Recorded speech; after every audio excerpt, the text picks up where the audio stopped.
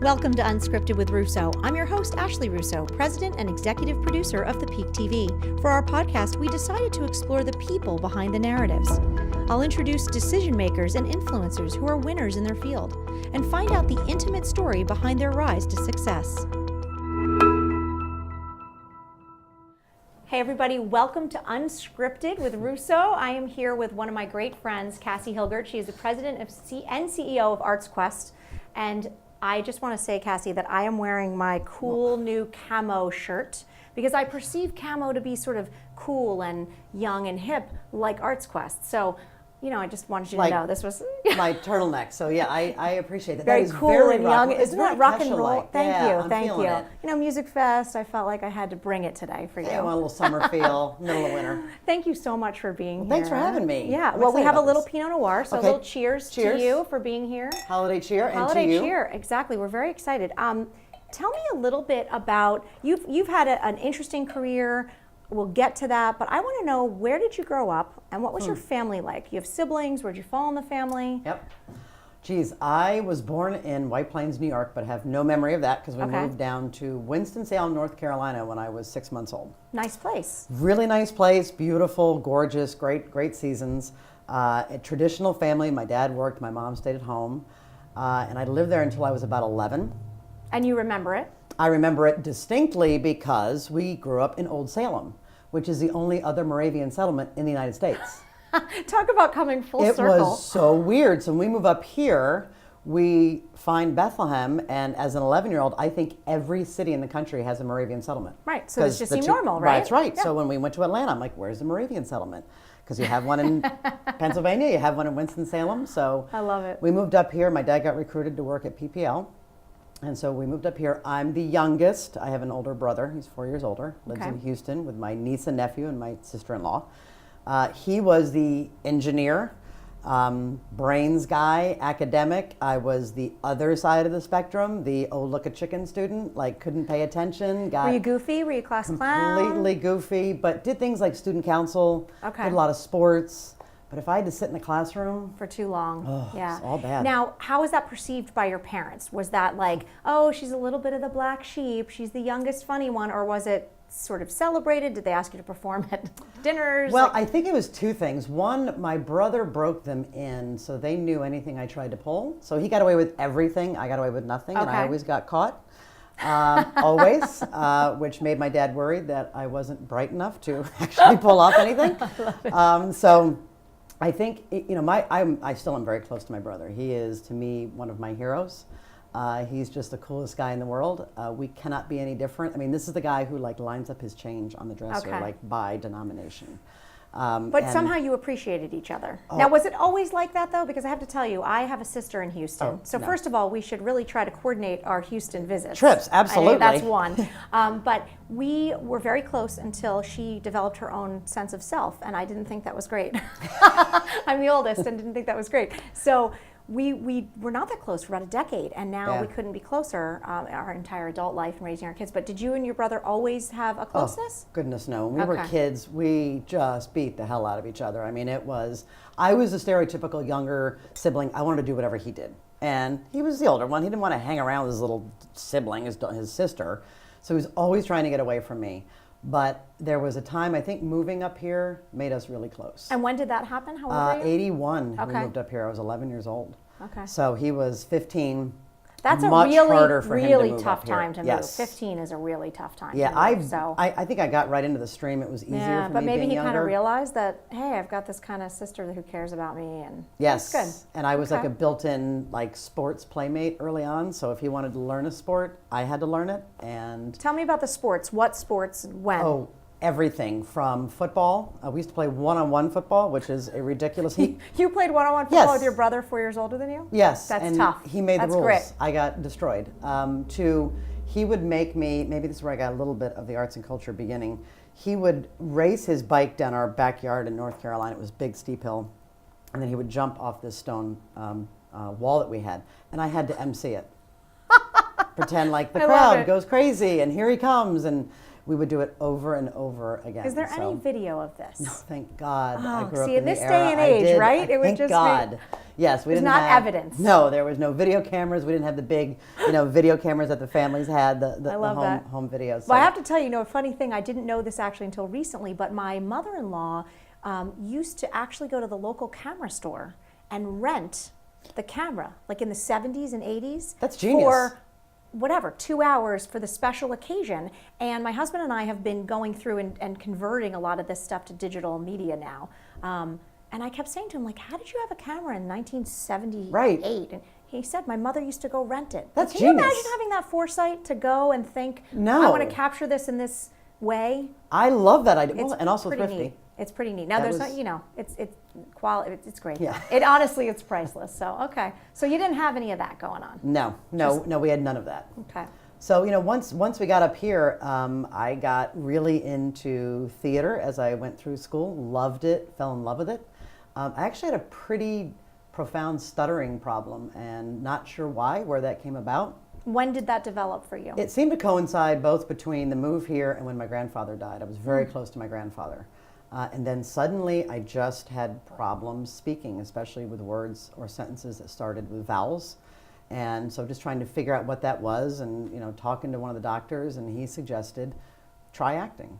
If you have a script, if you have something you're going to say, that could be a great mental exercise for you to help with this. And I then fell in love with theater. Yeah. So it's interesting that that's what brought you to theater. And you and I have spoken before because my brother-in-law was a stutterer and we're involved with the American Institute for Stuttering in New York. Yes. It's an amazing organization. Yes. And you guys do great things with that. Well, they do great things. We're just lucky enough to kind of share them. But it's amazing how often music or theater allows people, I don't know if it's the freedom of thought or voice, but they find their voices there. So that kind of led you.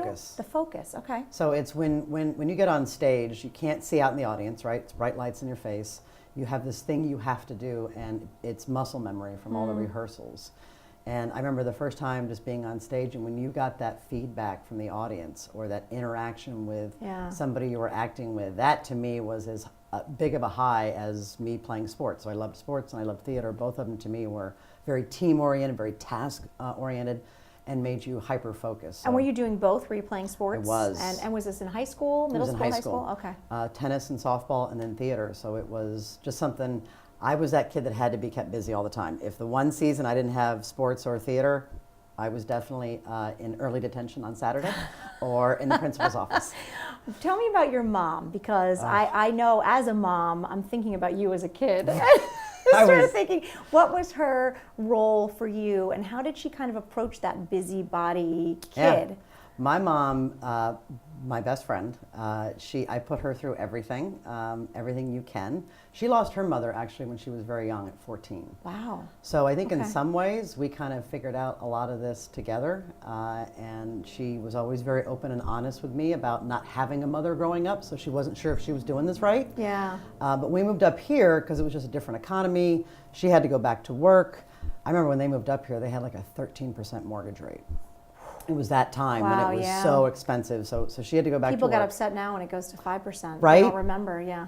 They were living hand to mouth. And I love when people complain about gas rates. Like, well, geez. Yeah, it's ridiculous. So that you're talking about a time where everything was crazy expensive. And they were stretched. And when she went back to work, what did she do? She worked at Air Products. She was an admin to a bunch of the VPs within Air Products. So she had to balance work and then all of us. So she had that mom thing where you work during the day and then you go home to your second job. And more than once, my mother got a phone call from the school during the school day, letting them know what I had done wrong. So, I really put her through her paces, but she's the one who got me into theater when she was college age. Her father could not afford college. So she went to community college and got involved with directing. She directed a whole bunch of plays. She kind of had that background, so I think she knew to throw me into that area and just keep me busy. It would be a positive outlet for you. Yes, very positive outlet. So she is high energy. She's very smart. She has eternal patience, and I've just always been in awe of her. That's amazing. Yeah. What a gift, right? Yeah, and to have her still mom. close. So both my mom and dad are nearby, which is nice. It is. It's nice. Some days. Some I moved days. next door to my mom recently. Did you saw know that. I did. And everyone I says, don't tell my mother and that. everyone says, how is it? And I said, well, it's really amazing. They travel a lot.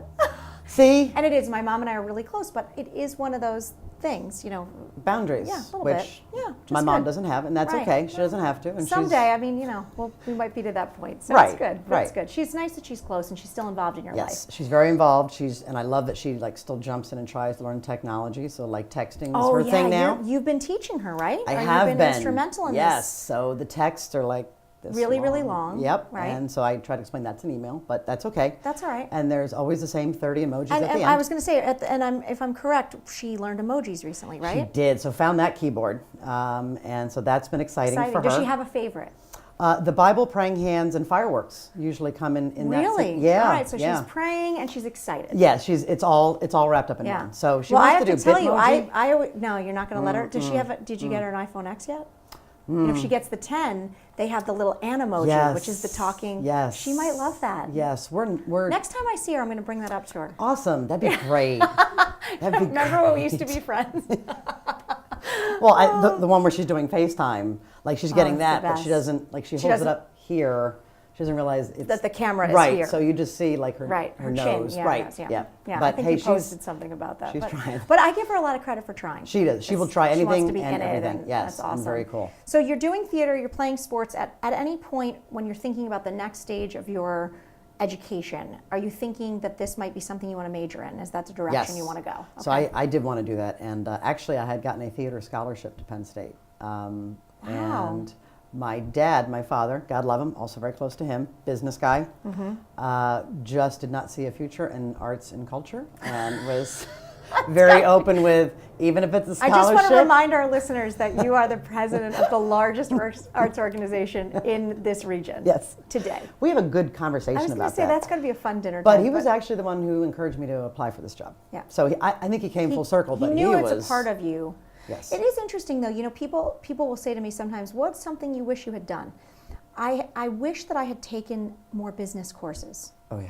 And I say to everybody, no matter what you major in, no matter what, Doesn't matter.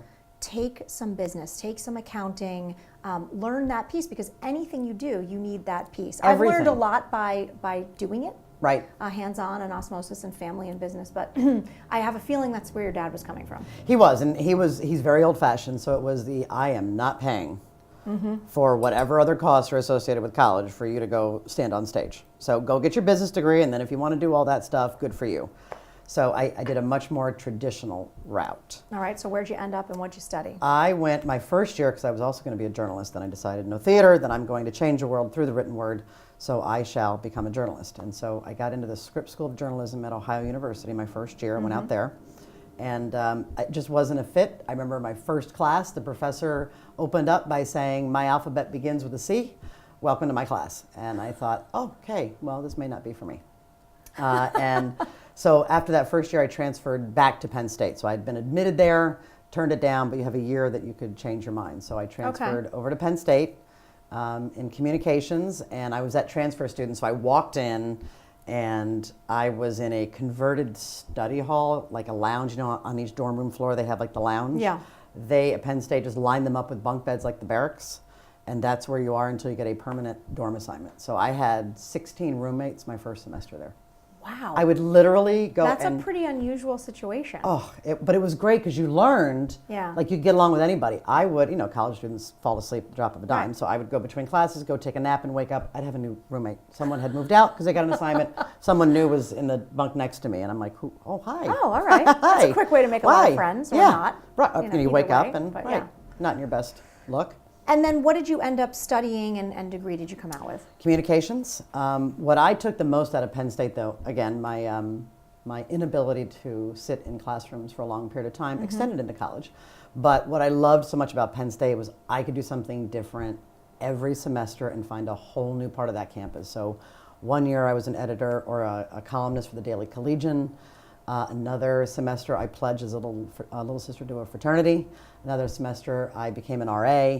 So you could reinvent yourself every semester, and I loved. You so kept it moving. Kept it moving. All right, now you're getting out into the professional world. What's your first job?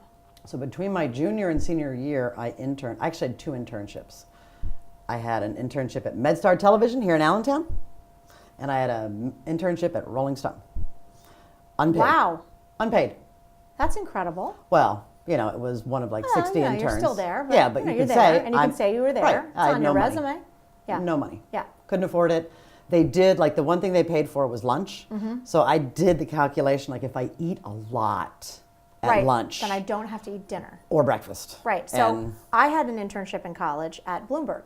And Mike Bloomberg's philosophy, and you're going back 20 years now, was to have a communal kitchen. And he designed, all of Bloomberg has a communal kitchen. And when you go, now it's not like full meals, but it was, veggies and cottage cheese and yogurt and oatmeal and fruit. And in college, it was a meal. Right. It was plenty of food. Yeah. And it was really cool. It was like this idea that Yeah. if you had the food, you didn't have to take a lunch break. Yeah. And I was like, well, that's More interesting. productivity. Yeah, right. Exactly. And you didn't have to pay people as much. So anyway, all right. So you had two really meaningful internships, but Yes. the one at Rolling No. Stone was hard to maintain. Well, no, that was my choice. Okay. I had to do an either or. Oh, okay. Your And I had choice no was money. I could not, I couldn't figure out how I could pull off living in New York for the summer. Right. So I had to take the MedStar one. But what's cool about that, at the end of the internship, they offered me a full-time job. So that's your first job. Yep, between my junior And that's senior like the year. goal, right? You take an internship and you hope they will offer you a job. Right, but I still had a last year to go. We have two people sitting in the room with us right now who did internships at ASR who now work here. So yeah, it's great. It's awesome that way, and the job market was so abysmal, and I had a liberal arts degree, so to me it was, I'm taking that. So took my first job at MedStar Television. That was awesome. I was young. I was traveling the country. I was an assistant producer. I mean, I wasn't even old enough to rent a car, so I had to like tag along with people. But within a month, I was traveling out to the West Coast and to Texas, and So neat, right? It was really cool. And you hadn't really thought, but I always felt like this field that I do now is a kind of a combination of communications, journalism, theater, Yeah, right? and entrepreneurial. Yeah, I mean, in a lot of ways, Very it's all of entrepreneurial. those things wrapped into one. What were some lessons you learned in that first job at MedStar that you have taken with you today that you feel like maybe have been helpful in who you are? A really simple one.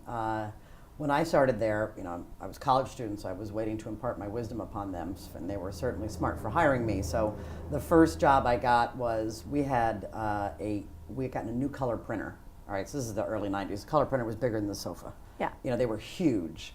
And the CEO comes back and drops a manual on my desk, like this thick. And he's like, "You're in charge of the color printer."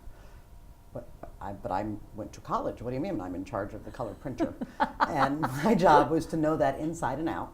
Right. And if it jammed, I had to be able to fix it. If it needed toner, I had to know how to do everything top to bottom on that printer. And I was so like, this is so beneath me. Right. But when the printer broke, which everyone breaks the printer, they had to come to me. So I got to know everyone. And you realize that it's actually a very critical thing for It someone to was- know. And then to know that every part of a business is important. There is nothing that is more important than something else. If the most basic part of the business is not working, it all falls apart. Yeah. So to me it was, I got to spend time with the CEO because being one, I know how often I jam the printer. So I was talking to him all the time where I wouldn't normally get that FaceTime when you're a new employee. Great point. So it was getting to know him, it was getting to know the head of sales, it was getting to know the marketing person, and so they began to see you as the fix-it person. There's a problem? Well, she knows it. Ask her if she wants to get involved in this. So to me it was jumping in on anything and everything and learning everything about it and knowing it as much as Yeah, I possible. like that point of basically being willing to just learn whatever needs to be learned. Whatever it is. And I think to me, I find that willingness is what translates, because if they think you're willing to learn that manual, you're Yes. probably willing to learn lots That's of right. other things. That's and right. all of a sudden you start to find yourself climbing. You become Mikey. Yeah. Hey, Mikey. It's the try the cereal. Yeah, and you're the one willing to do it. Exactly. That's amazing. So where did you go from MedStar? When did you make a move, and why did you know it was the right time? I made a move from MedStar. Actually, the woman who recruited me to MedStar as an intern, Amy Hines now, went to Good Shepherd, and she was heading up their communications and gave me a call one day and said, "Hey, we're hiring for a marketing person. You ought to give it a shot." So I took that job. Good Shepherd was transformative for me because that was the first time I really got to work at a place that was mission-oriented. MedStar was a small agency. I love that. I think a lot of that is what led me back to ArtsQuest, because it's that being nimble and entrepreneurial and fast-paced. Good Shepherd was a little bit of a bigger place. It was healthcare-oriented. but their mission was something that it was my first time getting involved with that. I'm just, still really young and think, you get in business and you make all your money and that's what you do. And that was the first time I met people who were serving a purpose bigger than themselves. Yeah. And I got to work with Dr. Raker. He was still coming to work every day. He knew every resident's name in the long-term care home. He had run it for 40 years. And that was a real change for me to get to work with someone and see what that was like. And that's when I think I first had the sense that you're part of a bigger picture.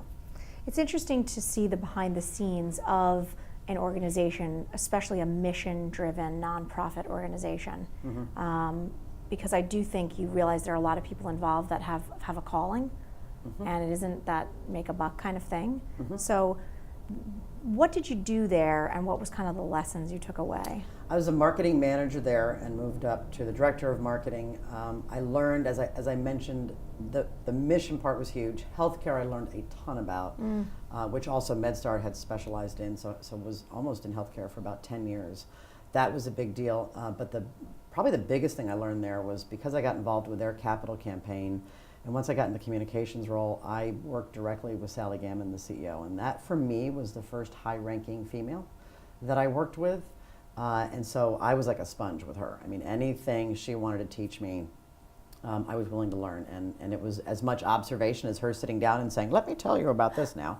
It was much more just watching her. Do you feel like it opened your eyes to the possibilities? Because I think sometimes when we see someone who is like us, we then realize that's something we can do, right? Exposure is half the battle. So visual is everything. Yeah. And you see that and it raises your game. So when I see her in that role and I think, oh, that could be me, so how should I be acting now if that's what I want to be someday? I didn't want to be the head of a healthcare organization or a huge system like that, but I thought leadership and how she handles it was something that appealed to me. Yeah, important to you. Yeah. And where do you go next?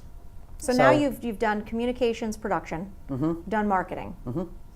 It's all networking. Networking is so important no matter what age and what your degree is in, what you specialize in. Amazing how often you don't realize how a relationship will lead to something else. Yes. You definitely can't predict it.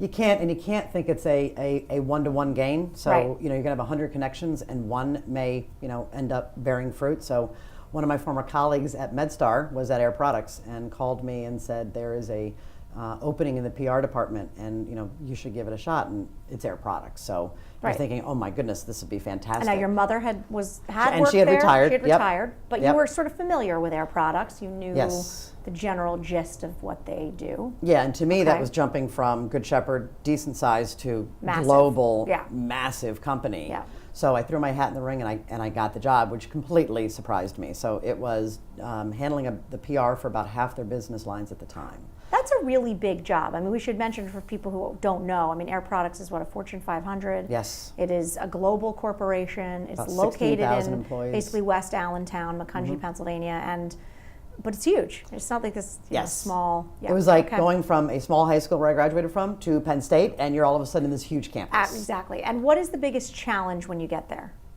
So now I'm back in this highly structured environment. Where we've already established. Where we've established probably it may not be my strength. Fit, right. So that was a real learning curve for me. Okay. But what I really got from that is they're so highly talented. Everyone who works there, they're so highly processed because they have to be by the nature of what they do. You're dealing with gas and chemicals. It is good to be highly processed. Yeah, we want that. Yes, we want a lot of degrees working on this. So I got involved with crisis communications there. They had fantastic training programs. I mean, they gave you every tool to be successful. And they're really, really well known for safety. Really well known for safety. So that's a huge part of Air Products, and I would imagine that comes into play a lot with crisis communications. Something goes wrong. Yes, a lot of drilling, a lot of practice. You're just doing that over and over again, like theater, so it becomes muscle memory. Because crisis communications cannot be something you're making up as you go along. You have to know when you're in a crisis what the first 5 priorities are always. How important do you think that piece of your career with crisis communications was or is to what you're doing now? Because we're going to get to ArtsQuest next, but I think it's an interesting connection. I think what happened there was when you're dealing with crisis communications, you're dealing with really serious situations. So you could be talking about people's lives, you could be talking about environmental issues, you could be talking about very serious things. So you have to get it right. You have to take this seriously. So if I ever struggled with being detail-oriented and surviving in a process environment, this made me. So I developed that skill set for the first time, so to somewhat complement the other side. I was able to hone that and be comfortable with it and gravitate to the importance of preparation, of developing roles for team members, and then literally relying on them to act in those roles under duress. So it sounds like an incredible training ground for really the rest of your career. It was. And maybe not from that huge corporate environment stance of knowing, like, oh, this is a great fit personally, but it sounds like it kind of filled in some gaps to make you a more complete leader. To this day, there isn't literally a day that goes by that I don't use something from what I learned when I was at Air Products. And I love that as a message for people out there, because sometimes when you're in the midst of doing a job that might be difficult or you're not sure where it's going to lead you, what do you tell them about what it could mean into who they become, and how do they take something away from it that's positive for them? You know, to me, my father always had a saying of the harder you work, the luckier you are. And how I translated that in my own personal life was, you're not necessarily going to understand right now what you're getting out of this, but you have to give 150% in order to realize what that will be someday. That's so interesting. So my mother-in-law's favorite saying is, luck is the residue of hard work. It's the same thing. So same thing. Throw and it out. People would say, oh, so-and-so's so lucky. No, not really. Not really. They put their nose to the grindstone, do the job 150% every day. And I think part of that is too, you have to give up a little bit, that it will pay off. Yeah. You may not know what that is, and you've got to throw that out into the universe and trust it will come back. Talk about that a little bit. Talk about that give and take and what you might give up. Do you feel like there's something you gave up or something you put on pause to develop that part of your career? I don't think so. I have not been, so again, contrasting with my brother, he's very regimented. He knew what he wanted to do, and every 3 years he takes stock of where he is and where's the next place he's going to go. I am a bit of an adrenaline junkie, so I like the excitement of where I am right now, and the unknown is what I get attracted to. So let's just go see what that is, and then this will be fun and it'll be an exciting discovery. So more of that living in the here and now. Yes. All right, let's talk a little bit about your personal life. You are married to an amazing woman. Yes. Shout out, Susan. And so tell me a little bit about how you met her and when she came into your life. Sure. Susan, we met 20 years ago playing golf.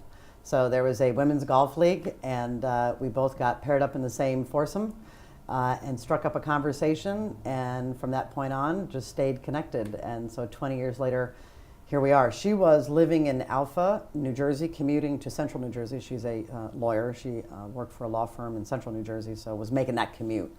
And fell in love with the Valley. She's lived here now almost 18 years and recently migrated from the law firm in Central Jersey to Florio Perucci over in Bethlehem. So it's been an interesting dynamic, because we worked, like, we would get up and leave in the morning and go separate ways and never totally see each other. Separate states, separate communities. You have your network, I have mine. And then when she moved here, it was like complete overlap, and it was like, oh, hey, you're still here. Look at us. We're together a lot. Yeah, and it's funny. What's interesting is, and you've been married for how long now? 3 years. 3 years. I feel like there was a little bit of a shift around your wedding, and this might be my outside perception, but I'd like to share it with you, which is that Susan really started to gain her own following here. I mean, is that safe to say?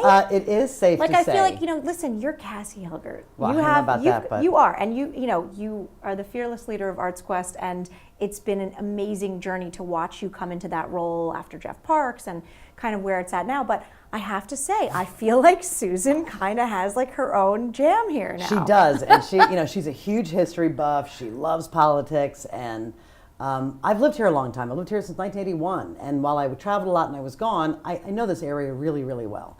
But I think that was her moment to be like, I'm going to call this place my town. This is my wife. We're married. We're staying here. I'm going to step out a little bit. Yeah, so people ask her about her at events and stuff. Yeah, I know. Yeah. It's like, yeah, I see. I told you. It's a shift. It was a real thing. And I find it interesting. What do you see as like a correlation? I'm going to give you the background before I ask this question. So I'm a Sagittarius. And I told you about my sister and I. Yes. And my sister married a Sagittarius. And I find that endlessly interesting because we were close and then got it. So what do you find might be similar, if anything, between, say, your brother and your father and your wife?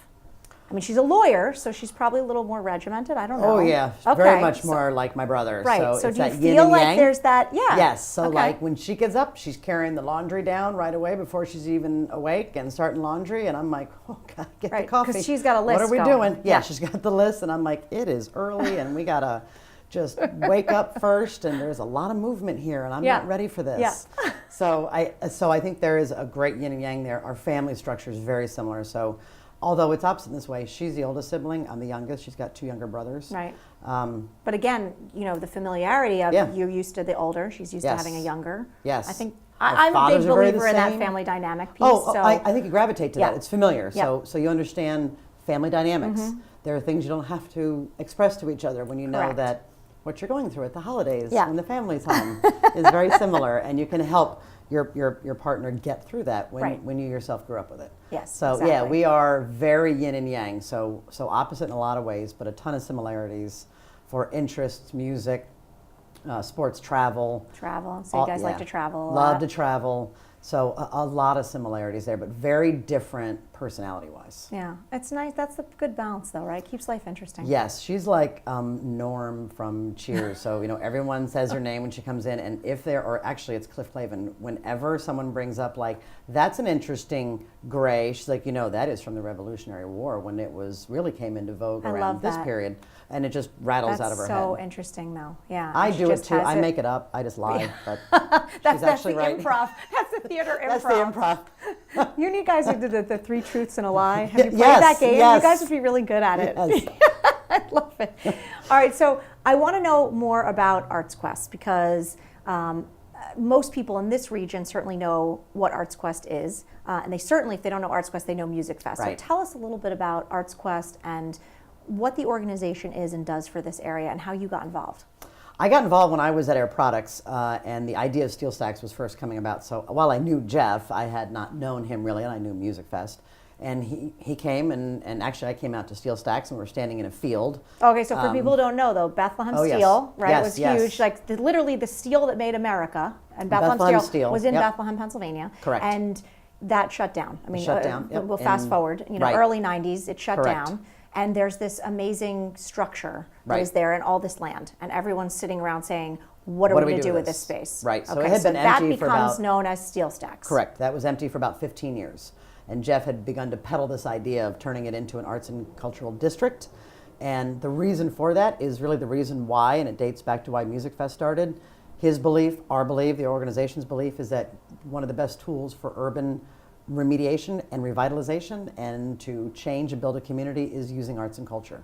So that's how Music Fest started. It started to help support Main Street and to get people into town, to expose them to the historic Moravian assets that were there and the beautiful shops that were there and everything that went along with it. That's what Music Fest started for. The Banana Factory in the early 90s, when that was opened, was created for that exact same reason, to create foot traffic, so you had more classes and reason to get people downtown. Yep, so you had small businesses open around you. Chris Kindlemart was started for the same reason, to bring people here at the time of year when Bethlehem has its best foot forward, if you will. So all that had happened already when Jeff sort of envisioned Steel Stacks with a number of other folks. And so I got to know him there, and I fell in love with the project because I had been involved in economic development here through my role at Air Products. I'd been on the board of LVDC, obviously had a love for arts and culture. I had been at Air Products for about 5 years, and I loved it, but I think I had a little itch and was just kind of wondering, so now what? I've been doing this for a while. And when he laid out this vision, it was just, I remember looking at him and going, you're nuts. That is never It's not going to happen. And yet he painted such a pretty dynamic picture. It was a dynamic picture, and then just every 3 months he would call me and say, hey, let me tell you what's been happening since the last time we talked. And every time I talked to him, something had been happening. So he felt this momentum, he felt this excitement. And what did he see your role being? Like, what was it about you, do you think, that Jeff, Jeff, he's a little bit the man, the myth, the legend, right around here. Right. And so he had a lot of people that would probably love to be a part of something like this. What was it in you that he saw? Do you think? Well, I guess we'll have to ask Jeff. You got to ask him. But he definitely was. He was really kind of courting you. I mean, he was really saying, "This is a project you need to be a part of." And it was a little over a year that we started to have those discussions. So it went from how can Air Products be involved, and then that was all figured out. That was great. Then the conversation shifted to, hey, what are your goals and what are you thinking about career-wise? And I was like, what do you mean? I'm at Air Products and this is where I shall be. And thought, have you ever thought about coming over here? You seem like you love this, and I'm going to retire one day, and there's no guarantee, but you seem like you really like this. You ought to give it more thought. And so that happened for almost a year before I finally said, I'm going to make this jump. What was the point? What was the decision? I mean, when did you say? I can tell you. Okay. So it was Music Fest. It was on a Thursday night. It was must have been 82 degrees, no humidity. I was walking on Main Street. Perfect and I scenario. stopped in at Liederplatz. I maybe had a beer or two, was feeling really good, and literally out of the shadows, Jeff walked up, and I was standing there, and he went, this is as good as it gets. If this doesn't get you, I got nothing else. Right. I'm done. I'm done. And the next day I called him and said, let's seriously talk about this. Amazing. So I made the jump. It's interesting to hear your story because I feel like you are truly one of those people where all of your life's experiences and passions led to this moment. I mean, I don't know if you look at it that way, but as an outsider looking in, that is very much what it feels like. I'm not sure. That's an interesting observation. I could see that. I think I have a lot of other interests too. I would love to do this for the rest of my life if I could, until I retire. But as I said before, I'm also, if it doesn't work out that way, if something else comes along, I'm pretty comfortable with what is this over here? Let's go play with this a little bit. Well, what's so interesting though about ArtsQuest as an organization is you're in a constant state of sort of reinvention. So that idea of the restless kid is so perfect. I mean, yes, there is no day that's if you the like same. Regiment, you're like running the other way from ArtsQuest, right? Yeah. We have. I think I have the record for getting rid of an intern. So I think one of my interns lasted 3 hours before they left. So meanwhile, we're all like this, like at ASR, we're like, what's going on at ArtsQuest? It's so exciting. What next thing's at ArtsQuest? Because we're, so we like the same sort of pace and excitement that I think thrives, that you guys thrive on over there. So for me, it is the perfect job because it is, it isn't a job. I mean, I just had 10 years there this past November, and it feels like the blink of an eye. So, and I feel like we've just started. We haven't even gotten to the big things we want to get to. There's so much to do. There's so much more to do. So, okay, so we know about, I think if you don't know, if you're watching and you don't know, you need to just Google ArtsQuest because there's a lot that happens down there. And get on their email list because your email communication every week is awesome. Oh, I'm glad you like it. I think it's great. In fact, not only do I like it, I forward it to people that I have met in the area. So my husband's in the medical field. We know a lot of new people coming in, and it's my standard, oh, you're new to the area or you're coming to the area. That. Is I do that and Lehigh Valley Style's top 10 things to do in the Valley. Yes. Those are my two. Here's awesome stuff going on here. List. Yeah. So I want to say that's Thank great. You. Yeah. I have nothing to do with that. So that's why it's tell awesome. your team. I will. It's really good. It's beautiful. They have a great tone of voice. They do, and it's engaging and pretty and artistic. So it's very easy to find out about what's going on down there. Sign up at artsquest.org. There you go, artsquest.org. But you have, you've got Chris Kindlemart, huge Christmas thing. You've got Oktoberfest. Correct. That's what we call it. Yes. You've got Music Fest, of course, largest music festival in North America. Largest free music festival. Largest free music festival, which is amazing. But there's lots of other things that happen and things that are coming. So I want to ask you about that. I know you've launched a foundation. Yes. That's not that old, but you've got dreams for. So we have so many things going on. So we actually do 11 festivals a year. We do 4,000 camps. I mean, there are only 12 months in the year. Right. Well, that's our target. We've still got a month to go. Yeah, I mean, you've got things with cars. Cars and Coffee, Southside Arts and Music Festival. We have Envision, the photography festival. Food trucks. Food trucks, which we're not going to do Border Brawl this year. We're going to have more food trucks at more things throughout the year instead of concentrating on one time. Food trucks, but you guys were a huge part, in my opinion, on this food truck revolution.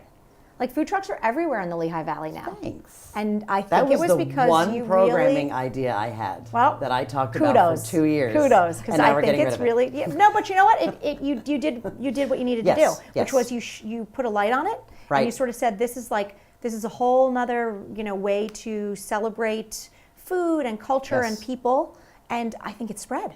Well, they were huge in New Jersey. I mean, that's where I really got exposed to them, and they've been in New Jersey forever. So I even felt by the time we got them here, we were already 10 years past, when they should have been here. But I was excited about that. Yeah, that's cool. Okay, so we have all that going on. We're the cinemas for us have been going gangbusters.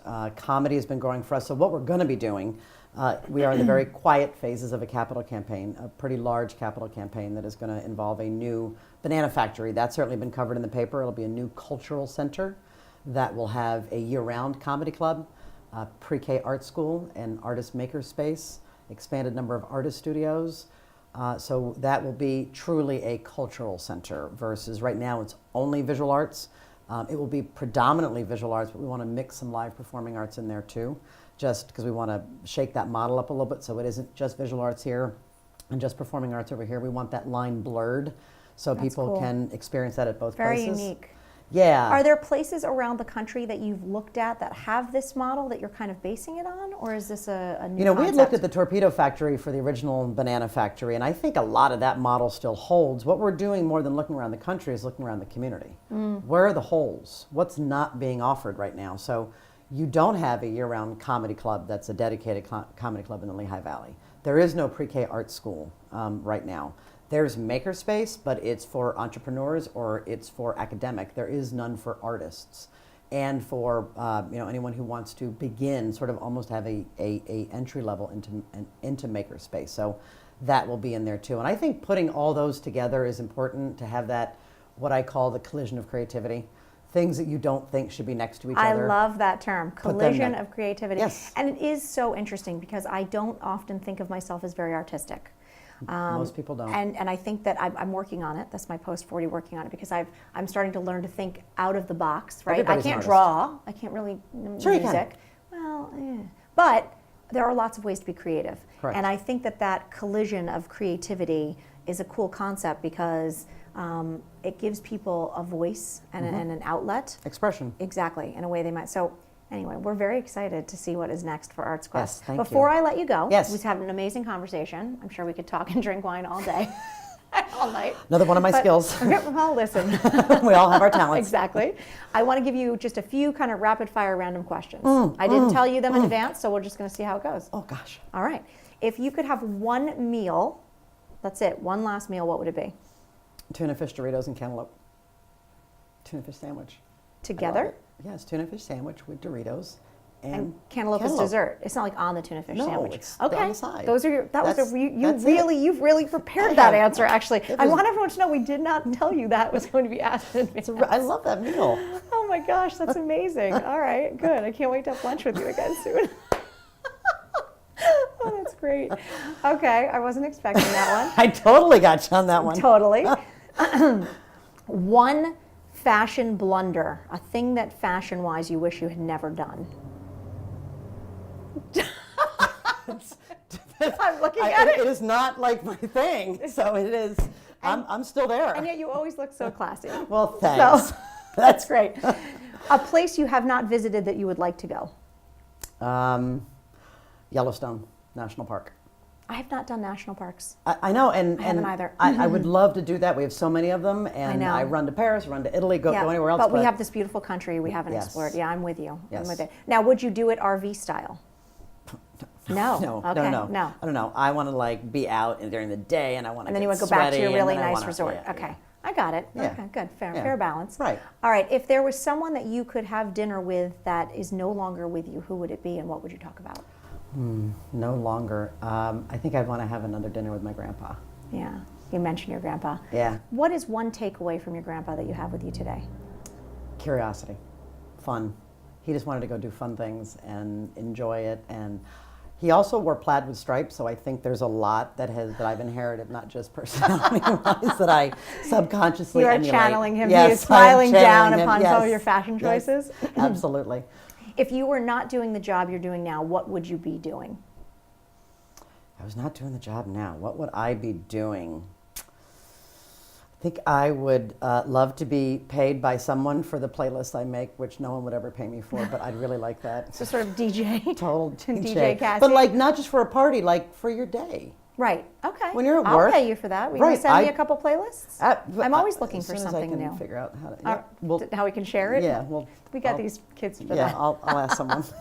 I love it. I love it. Well, Kassie Hilgert, thank you so much for Actually, being here. thank you. This was amazing. ArtsQuest. And for all you do. Well, listen, it's my pleasure. I'm just guys are just awesome. honored to be able to tell the stories and meet the people. So we thank you. cool. And thank you so much, everybody, for listening. This is Unscripted with Russo.